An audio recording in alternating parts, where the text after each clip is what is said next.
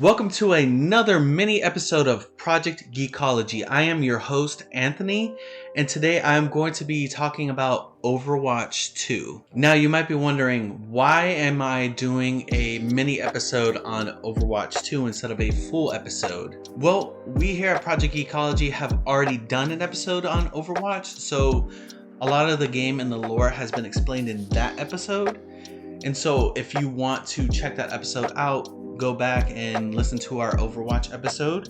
In this mini episode, I'm going to be talking mostly about the key differences between the first game and the second game and how the experience kind of shifted to try to include more people. Now, I know usually in the beginning of our main episodes, we kind of talk about what we've been up to.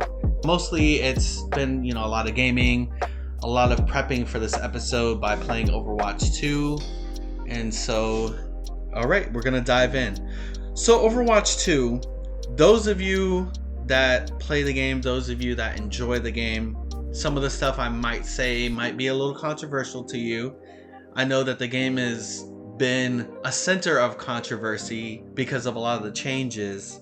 And I personally don't feel that it's a complete sequel to the first one. For the most part, the game didn't change. There was no real change except for maybe some gameplay dynamics and maybe a slight tweak to some of the artwork and the graphics. But I would say that the difference isn't drastic in the way that maybe Team Fortress and Team Fortress 2 is. So I personally feel like this game is more of an expansion or maybe like an upgrade / downgrade to the first one, depending on who you ask. And the reason why I say downgrade is because one of the changes that was absolutely controversial when they announced it was the fact that they were dropping one tank from each team, making it a 5v5 experience. And so that really flipped a lot of people out. And, I would say for a lot of people that play competitive, that might not have been too much of a bad experience because a lot of people try not to 6-stack it anyways. A lot of people either try to solo queue or maybe 2 other people. But I would say that it affected me in a sense that I'll play a lot of quick play, and there's a lot of times where I'm playing with friends who are streamers and they'll have 6 people. It'll be a full 6-stack. So having one less player on the field means that, one less person is being included. And I know that one of the reasons behind that was that Blizzard was talking about wanting it to be less of a chaotic experience, or it being less chaotic to watch like an Overwatch League, which I totally understand. But I personally feel that the 5v5 experience is still very chaotic. At least in the lower elos, it's still very chaotic. There's still a lot going on. There's still a lot of unpredictability. And I can say that because I am a low elo player. So I know that the 5v5 experience was really just something that was pretty controversial. And yeah, now that we're several months into Overwatch 2, I would say that I don't love it, but I also don't hate it. I'm kind of mid on it. I guess I'm just used to it now. But I do miss having the ability to have that extra person. Maybe they'll add a 6v6 mode in arcade that, whenever it comes to a bunch of us wanting to play. So yeah, that's pretty much a bit on the tank. Obviously, there's been new maps that were introduced since then. Some of those being escort or hybrid maps. But so some of the newer maps actually come with a new game mode called Push.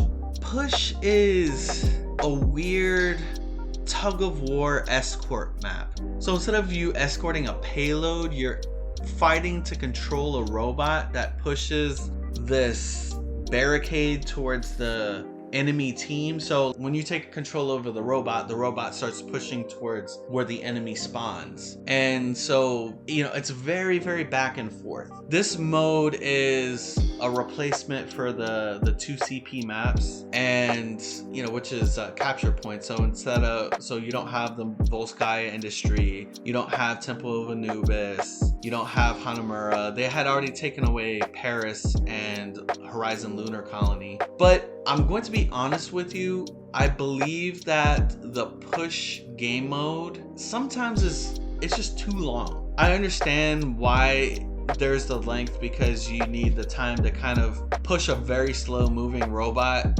the barricade all the way, and still you can still win without pushing it all the way if the time runs out and you've pushed more than the other team has pushed and the enemy has cleared off the robot, or you did a team wipe, then you can win that. But it's still a very long game mode, and I feel that push is a little bit of a sidestep to the 2CP map. There's a lot of people that didn't like that game mode because of choke points and stuff. There are still chokes and push. It's not as harrowing as maps like Hanamura or Temple of Anubis. It's still very just long. Sometimes if you have two evenly matched teams, it is just an absolute slog. And you gotta wait out pretty much that entire time because nobody's really pulling too far ahead, and so it can be a long time. But push is interesting, but I didn't really have that much of an issue with the 2CP. Maybe some of the maps could have been reworked to not be as defender friendly, but still it's push was almost like it was replacing one game mode that needed a lot of work for another game mode that I personally believe that needs a lot of work. And I know a lot of people who do like push, and don't get me wrong, sometimes it can be fun, but I prefer to not play in that map because it's just too dang long. I'm not trying to play a League of Legends match over here. I'm trying to play like a quick 10-minute Overwatch match. One of the changes is the scoreboard. I know that a lot of people in Overwatch 1 would talk about medals. That was like one of the most annoying things that I would say about Overwatch 1. They'd be like, oh man, I got gold medal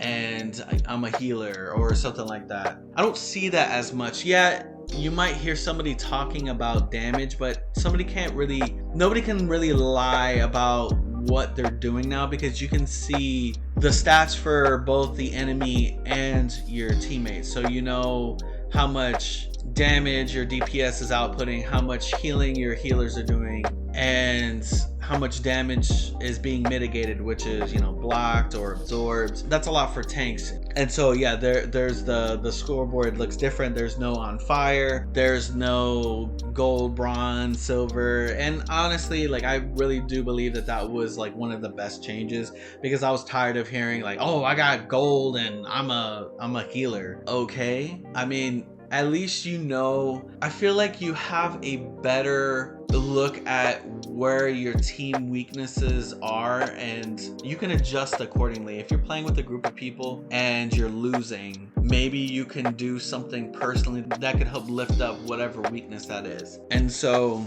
I do like the damage scoreboard. I personally use it mostly for myself to see if I'm on par with the 10k within 10 minutes, especially as a healer. I try to track with 10k healing in 10 minutes. Sometimes I'm a little under that, sometimes I'm above that, and I always try to I try to use it to improve myself personally.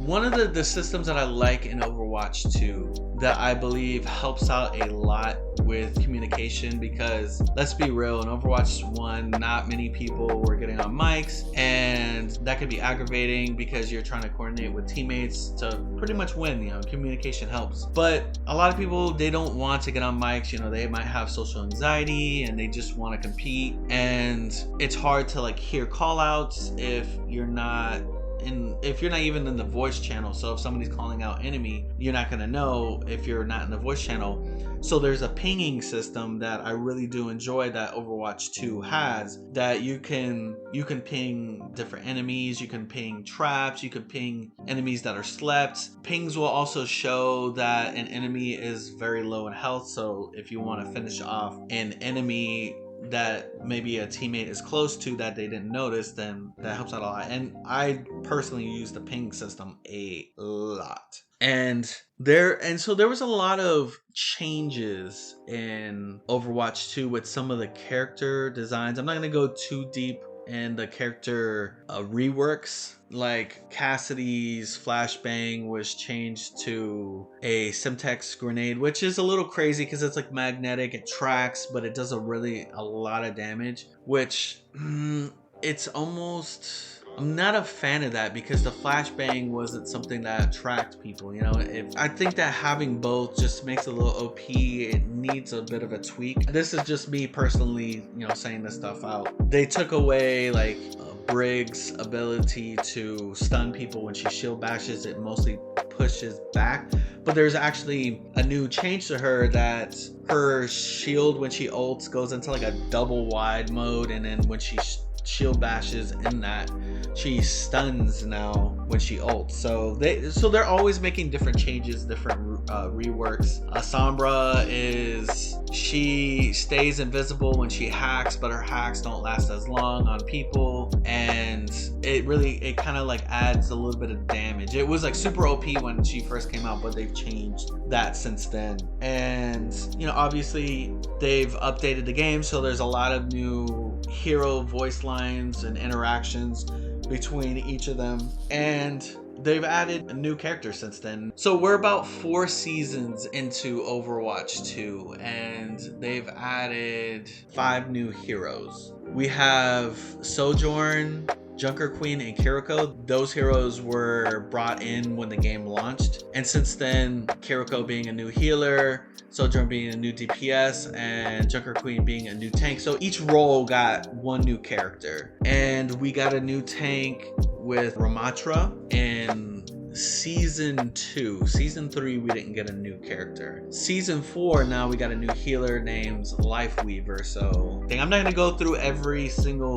character, but there's just been a lot of changes to different characters, and Overwatch has joined the Battle Pass experience. There's no longer any loot boxes. It's all about a premium. There's a premium battle pass and a free battle pass. A free battle pass, obviously you don't get all of the skins and whatnot, and the premium you get every unlock, obviously, that's in the battle pass, and you get the new hero. Whenever there's a new hero that's released, you get that new hero right away. If you're going through the free battle pass in Overwatch, then you have to get to tier 55 to unlock whenever there's a new hero that comes out. So I'm pretty sure that a lot of you have played games that have battle passes, so I don't need to go too deep into the battle pass. They're always trying to tweak it around.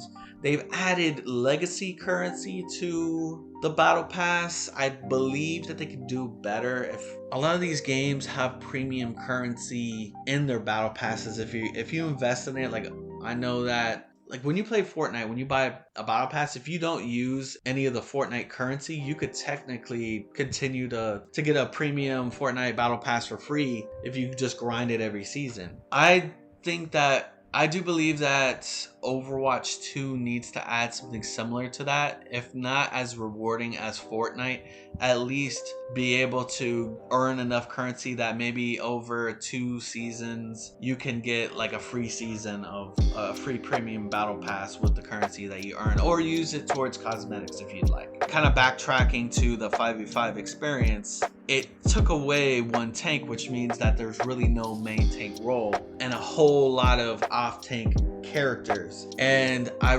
do believe that they could have done better with some of these characters, because a lot of these characters thrive as an off-tank role. And I know a lot of y'all are gonna be like, groan when I tell you this, but I absolutely love playing Wrecking Ball. And Wrecking Ball, you can kind of play him as a solo tank, but he thrived so much more having that main tank there, because his thing really, pushing back the team and bullying the backline. That was like, his thing, and kind of disrupting the team. That's his thing, Oh, and one of the biggest things, and I didn't even talk about this, is that when Overwatch 1 came out, it was a $60 game, right? And so with Overwatch 2, they decided to go the free route. So the PvP, the core gaming experience of Overwatch is free. Overwatch has always been a PvP game, and with the announcement of Overwatch 2, there's a whole PvP aspect that is planned or that is being worked on. It's not out yet as of recording, with like a whole campaign mode and PvE aspect that is going to be included into it, and that is going to be, obviously, you're gonna have to pay for that experience. Other than that, yeah, Overwatch is a free-to-play game, so if there's any of you that haven't played Overwatch and have been interested in playing Overwatch, then you can try it. There's really nothing to lose. You're not paying any money, and so you can play for free. I think that that's one of the cooler experiences, like being able to have more people check out the game. So that route was interesting. I know a lot of people were kind of freaked out, but now I believe that since Blizzard is being funded, that they can work a lot more in this game. I do believe that they could do better with a lot, especially now that the game is being funded regularly. I know that they try to schedule their fixes now, so like now you know when changes are gonna happen. So Overwatch 2 recently just had their first like collaboration event that was outside of Blizzard IPs. I know that Overwatch has had stuff themed after their other games, but we got some One Punch Man skins, which was really interesting because One Punch Man there hasn't been anything for One Punch Man in a while. So the fact that they went with the One Punch Man IP as a collaboration event was interesting and promising, because that kind of shows me that they're interested in kind of expanding their cosmetics. And I know that when it comes to cosmetics, to me personally, some of them are overpriced, especially for their skins that they don't even consider legendary. You know, like the yellow skins, the purple skins will be even like pretty expensive, which to me is you could do better. I believe that the pricing in the cosmetic shop, it needs a lot of work. I understand that a lot of work was put into it and there needs to be some sort of compensation for it, but still, you know, maybe tweak down the cost just a little bit, you know, because I know there's a lot of people out there that want some of these skins, but they can't afford it.